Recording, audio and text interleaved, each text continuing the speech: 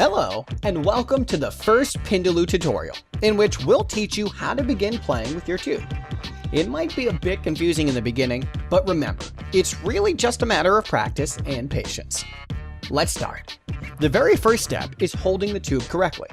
Beginners usually find it easier to hold the tube with their dominant hand, like that. The second step, which is pretty much the main principle of the entire game mechanism, is to understand and sense where the ball is located while it's traveling inside the tube. In order to achieve that, move the tube from one side to the other like that. Not too fast and not too slow.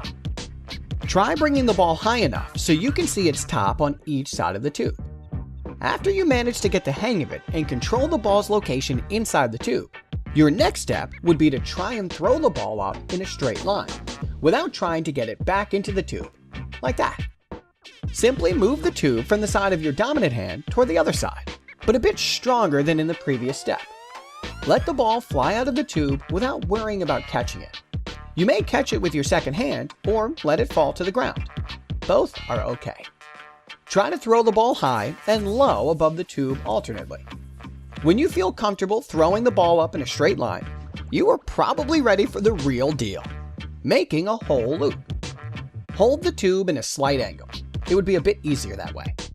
That angle would make the ball fly in the right curve toward the other side of the tube. Now, move the tube the same way you did earlier. It may take a couple of times until you get the amount of force you need in order to bring the ball back inside the tube. Don't try to throw the ball to the other side, just throw it up and let the angle do the rest. Here's how it's made in slow motion. After succeeding in making one loop, it's time for a bigger challenge, making as many continuous loops as possible. From now on, it is just a matter of practice. But here's an important tip. Make sure you only make a big throwing gesture in order to get started. After completing the first loop, you should only help the ball continue rolling, using really tiny and delicate lifting movements, which are just about visible. That's it for now. Hope you had fun Pindalooing with us. See you on our next tutorials.